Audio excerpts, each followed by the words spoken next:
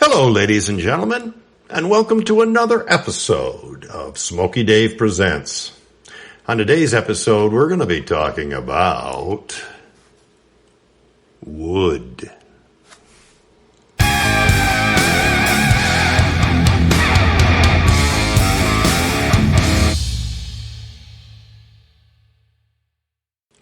All kidding aside, wood is extremely important when we're smoking various types of food.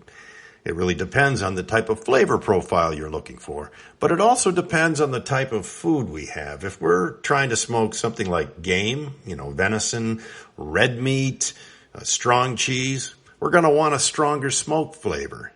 If we're doing something like fish or eggs or a very light type of cheese or something like that, we're going to want to use a different kind of wood that doesn't overpower the flavor of the food item. So we need to be judicious about the types of wood we use. So I'm going to take you on a little adventure here to look at wood and also tell you ways that you can save money rather than buying it at the store or buying it online. So let's get started. Well, shown here is a couple of commercially available wood chips, the kind you can find at your grocery store or you can get online or wherever.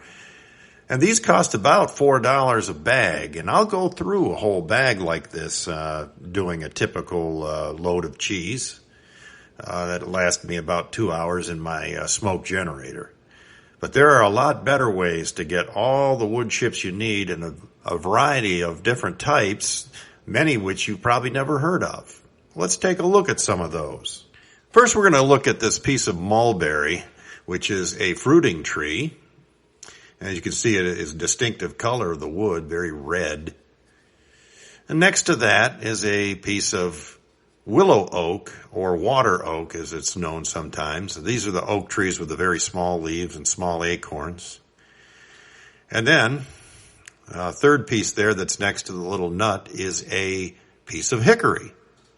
All of these are excellent smoking woods, but I'll bet most of you have never really heard of using mulberry, but it is a very delicious wood to use. Here is my mulberry tree, where I got that mulberry wood from, and you'll see where it got busted when this willow oak next to it dropped a big old branch and busted it up pretty bad. This thing is plumb full of berries in late spring. Birds love them. I like to get a handful or so when I can. Now here is a magnolia tree. Now you might be surprised to find out that you can in fact use magnolia wood to smoke certain things. It's not used often. It is a evergreen and does have a fairly strong scent. However, it does impart a unique and somewhat flowery flavor into some foods. So there are tons of different kinds of woods out there. I'm also showing you some of the other things out of my yard. Here, this stump that I'm walking up to was my apple tree, and that's where I got all the apple wood that I'm using. And that gives me an opportunity to show you how you can save money.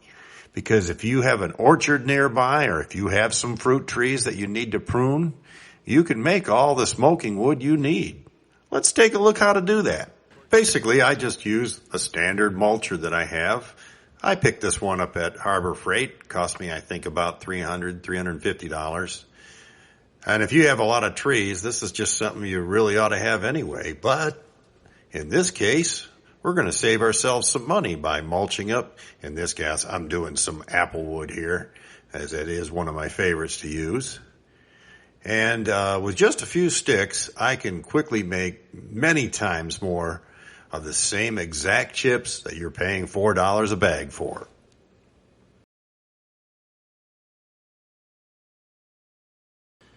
Now let's talk about the sorts of wood you would never want to use when smoking food. You never want to use anything that would be considered a conifer or pine tree, anything with sap that's hard, sticky, or, ambery, gooey stuff that's coming out the sides, anything like that. That's going to go into your food, and that's got chemicals in it that can make you very sick, not to mention it's going to taste terrible. But you also want to avoid such woods as sumac or rhododendron or anything else that might be poisonous, obviously. We don't want any of that. And if you're in doubt about a particular wood, don't use it. Make sure you know what you're using, what you're smoking your food with. After all, it is food and you're planning on eating it, or others are planning on eating it. You got to make sure you know what's in it. Now, I'm going to bring up a little cheat sheet here. Now, these are not hard, fast rules. These are just basic guidelines of the kind of things we normally smoke with these type of woods. Starting off, we got hickory. And hickory being a stronger wood, as we mentioned before, it's used with beef, venison, strong cheese, and other kinds of game meats. And another nice thing about hickory is you can mix that together. Usually we mix that with the next one down on the list, the fruit and nut wood. Fruits and nut woods are usually very sweet and bring a sweetness to the smoke. Pork, chicken, fish, and most cheeses can be done with that. That's what I use mostly for mine. And of course, I got a list of some here. Pecan's missing from there, but that's another good one. Alder is a type of wood I don't currently have any access to, but I hope to get some because that is considered the best wood for fish. It has a neutral smoke. I guess that probably means it could be mixed with others as well. Now, maple, that's going to bring that nice maple syrup kind of sweetness to your cheeses and things. That's a real good one and very common. Oak is considered one of the best for smoking pork. In fact, I can think of a place called Scott's Barbecue in South Carolina. Some of the best I've ever had, and that's all they use is green oak. And then finally on the list is mesquite. Now, this is a wood that grows out in the desert areas out west in like Arizona, New Mexico. And it's a scrub brush, but it's extremely delicious and is used very much and can be used for pork, but you got to be careful with it. It could be a little overpowering, but it's real good for game meats and things like that. Well, ladies and gentlemen, I could go on quite a bit longer about all the different aspects of the woods that you use to smoke your food. We didn't even get to talk about pre-made pellets that are used in various pellet smoke generators and things like that. I'll save that for when we actually talk about how to build or whether you should purchase a smoke generator. Pellet wood, of course, is something where the wood is processed into pellets about the size of a pill or something. And that way they are very consistent and they can, push it through little tubes and things depending on how the generator is built. I personally want to be able to source my own wood. In the event the company goes out of business, then you're screwed because now you can't get the pellets, or perhaps the pellets from another manufacturer don't quite fit. And besides, if you have a piece of wood that you want to use, you've got a peach tree that died or something like that, well, you're out of luck if you're stuck with one of those systems.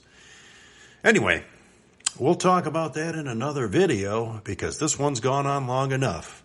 But I just wanted to say thank you. And if you think about it and you are interested in what we do here at Smokey Dave Presents, I would invite you to hit that subscribe button. And please hit the like button and leave a comment. I will answer all comments. In any event, happy smoking.